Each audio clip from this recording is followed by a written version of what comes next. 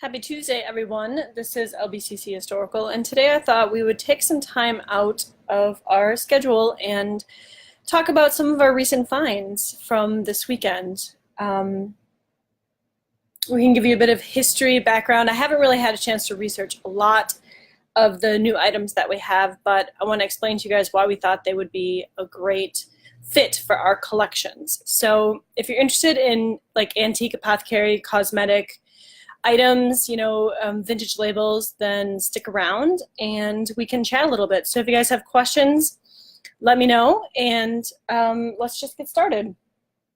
So whenever we are around, we always try to hang out at antique stores and junk shops, and we're really picky about what we put into our archives. Most of the products that we like to put into our archives are either for various reasons, like labels.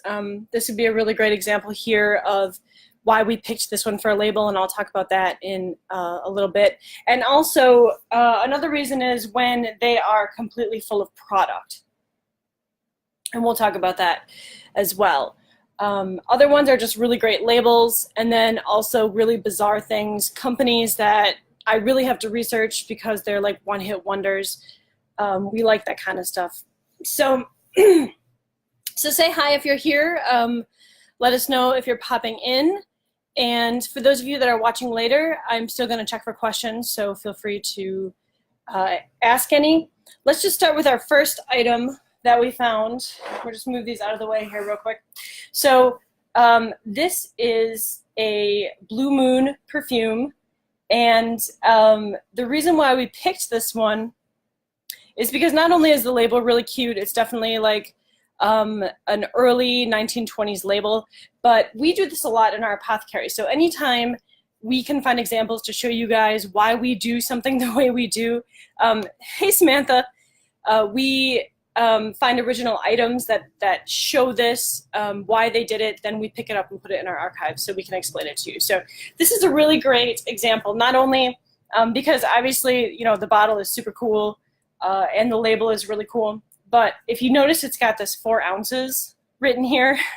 And a lot of times you'll see on our products that we do the same thing where we actually leave the ounces blank, in case somebody requests a larger amount, a smaller amount, and then we write them in with an ink and pen, just like they did historically. And so we thought this was a really great example to show you guys that they do this. They did this quite often, especially in regular small apothecary and pharmaceutical establishments where, a lot of times you have an apothecary making items and also bringing in items from catalogs, and then they rebottle them into their own products. Now, we don't do that. We make everything in-house, but what they do then when they got the label is the label would be blank, and then the apothecarist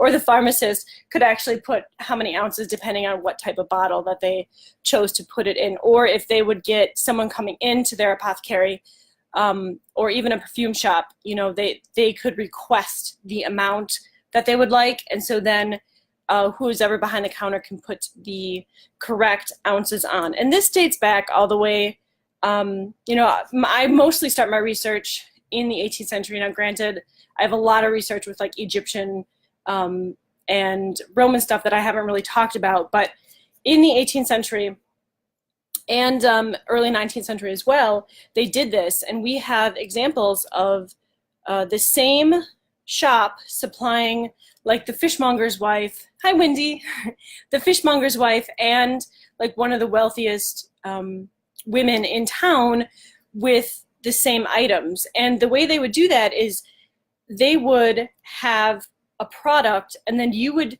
tell them how much you wanted of that product, and the price would depend on the amount and what you would have it packaged in. So for example, if you were a servant or a fishmonger's wife, and you walk into the shop and you want pomade or rouge or toilet water, but you can only afford a little bit, you would probably take the cheapest container that they offer and the smallest amount.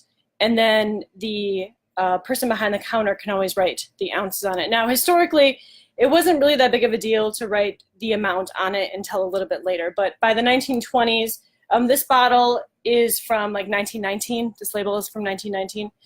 You had to have the ounces on it. So this is why we picked up this one. I smelled it. There is nothing left in it. They did a pretty good job of washing it out. But this company, this Henry Titlow company, they produced a lot of things from powders to perfumes. They kind of had their hand in quite a few things. So we're really excited about this. And it's a large container for perfume. And I'm guessing that it probably would have been somewhat costly at that point because it is quite a large perfume container, unless they had the option of making it into a water when they walked into the shop, and you could put the perfume into the water, so that's why it's in a larger container. But this would have been pretty costly at the time. Let's move on to this one right here. So Bucklands Salve. We picked this one up because, I don't know, if you're not familiar with Bucklands Salve, they're pretty ancient, like, you know, 1900s, late 1800s, for sure 1900s. And they're really well known for an arnica salve. And so when you see containers, that's mostly the containers that you see is like Bucklands arnica salve. And we're actually coming out with a arnica product dating from the early 1900s. I think it's maybe like I don't know if it's like 1904, 1908, something like that. And that'll be coming out soon, but this one is a little bit more special than the general Bucklands Salve because it's not arnica. And so I spent about an hour or so just trying to see if I could pick this one up somewhere online and see what other people, you know, are saying about it. And I didn't find it. I just found the arnica one. And the other really cool thing, not only is like the label still amazing and in great condition, like you could go into a shop and just purchase it right off and you wouldn't even think that it was really old, right? But in fact, this one is nice because it does have a date on it right here. It says new design 1939. So that is always great for us when we have the product with a specific date on it. It helps us research. The only other, not only, because this is like super fascinating to me. Okay, so this has its original cover on it. This is how it would have been purchased. And like, you know how we've been putting tamper evident labels on stuff because that's just the modern thing to do. But this was kind of like a tamper evident, an early tamper evident label where once you get this home, this would come off and then you would carefully unfold it and it would give you all that information for the salve and for the company. And some pretty great original graphics too. Let me see if I can read this. I have to flip it around. Here it says, be sure to get genuine Bucklands Salve, identified by the name stamped on the bottom of every box. And then this right here, let me flip it around for you guys. So this is a really good example of how companies went about making sure that their salves didn't get ripped off with the names. And you know, we talk about this today too, like modern products where people rip off names. They you know, like we have really expensive perfumes and then you get knockoffs of those perfumes. And it's a lot of the same stuff in history. Like this stuff is not new. So like we recently did the Jane Austen stuff and we have this cologne that's called the Three Graces cologne. And it's pretty much a genuine knockoff of the really expensive cologne that Napoleon was buying. And it smells exactly like his cologne, which I absolutely adore. But it's a really great example of how these knockoffs happen. So everybody could afford to smell, you know, like Napoleon. But then, like if you go even as far back to the 18th century, they would write these things, especially in like advertisements and stuff, where they would say like, you know, make sure it's signed by our name, or products with this name not written a certain way, you know, are falsified and stuff like that, because people would purchase or steal these products and then add not great ingredients to them, you know, to sell them on the streets, and then people could say, oh, I got sick by so-and-so's product, when really it was like this big scam to begin with. So a lot of times they still, even in like 1800s, 1900s, even now, they have their name written across it or something done a specific way in the label so you know that you're getting the correct product. Now, some of these, like, I do open some of these eventually. It's going to be a little bit before I take the plunge and open them, but usually most of our products, especially the original ones that we get, I usually can't keep them in their original packaging, and if they're like completely closed, I usually end up opening them to test them out. So this is another really awesome one that we picked up, and let me see if you guys can, like, if it'll focus on it. And you see these all over. Like, this is not a rare item to have, but what I like about these is this is a really great example of like the home physician. So this Murray and Nichol herbs, these came in little boxes, and this one is empty. But you could actually like go to your doctor or use the books that came out, especially like in the Victorian times. They had like home doctor books and stuff. So you would look up your ailments, and it would tell you what kind of herbs or you know, what kind of items to get from the apothecary and how to use them. So you could go to the apothecary and you could get this bittersweet bark of root of bittersweet, and then it would tell you how to use it. If it didn't tell you in the book, it would tell you on this label right here. So I love this. I absolutely love this, and I'm gonna try and read this, but I'm gonna have to. It's folded kind of funny. So it talks about the properties of this, and it talks about it being a diuretic with something about syphilis, chronic affections, you know, cuts, rheumatism, obstructions with the menstruation, infusion, bittersweet bark, 1 ounce hot water to 1 pint, and then the dose is a wine glass full. So it actually tells you on here, you know, like what's your dosing. And then it also, what I like about this is it tells you the common names too. So I don't know if you guys can, like, if it'll focus on that. False bittersweet, fever twig, fever twitch, staff vine, roxberry waxworks, waxwort, climbing bittersweet, yellow root, climbing staff tree, climbing orange root, and bittersweet. And so I love this labeling. I love the packaging of these, and I've always wanted one.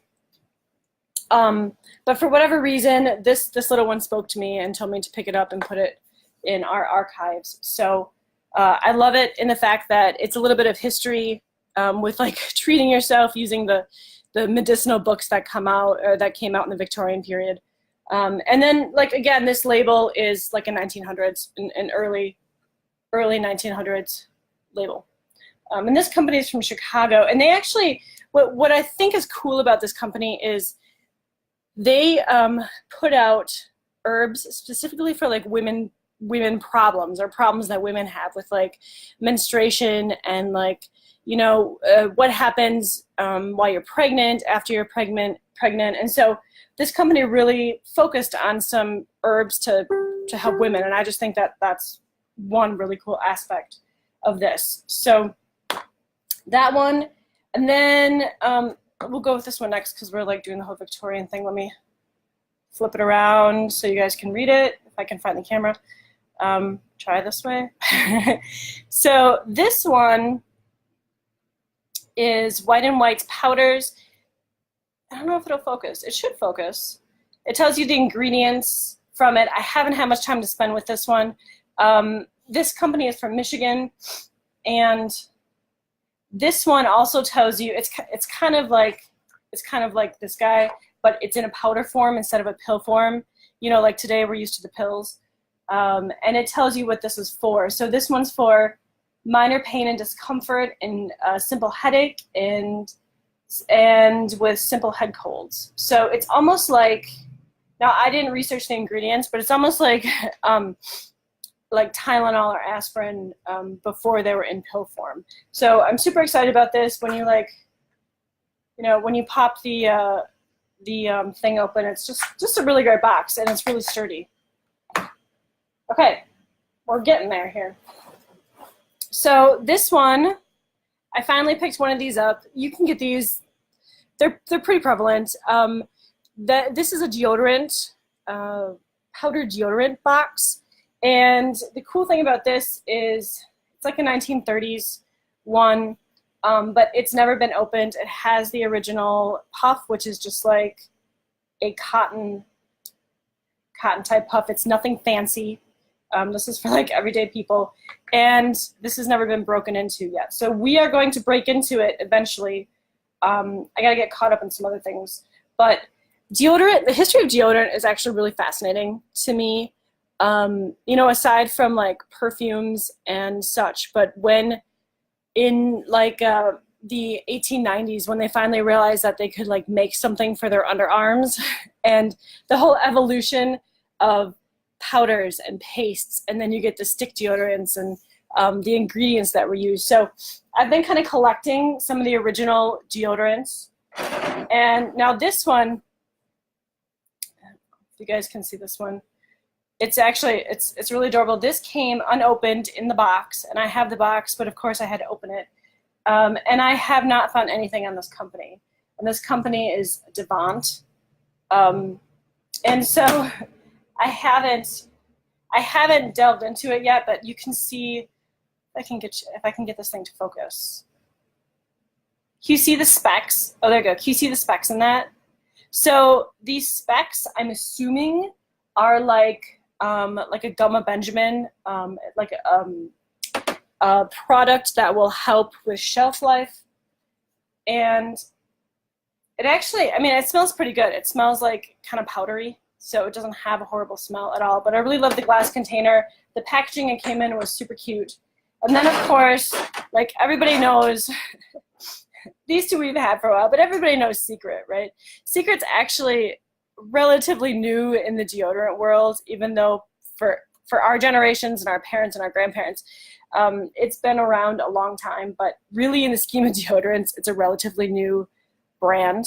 And you know, anytime you get like milk glass jars and stuff, I love the milk glass jars and the tins. Okay, so what else?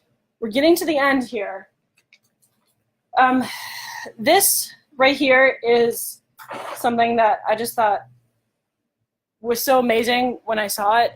I've never really seen anything like it before, where it's the U.S. Department of Agriculture Farming Bulletin number 188, and it's from 1917, and it talks about all the different weeds that are used in medicine.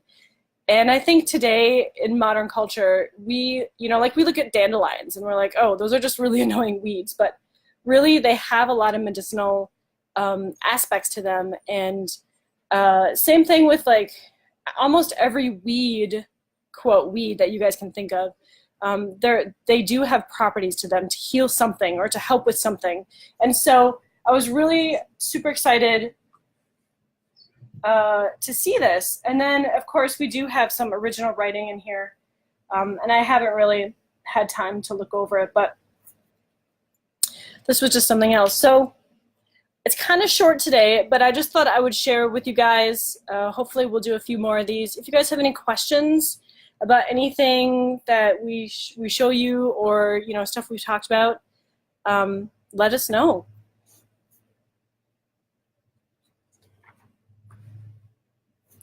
So other than that, I'm going to let you guys go. I hope you guys have a great day.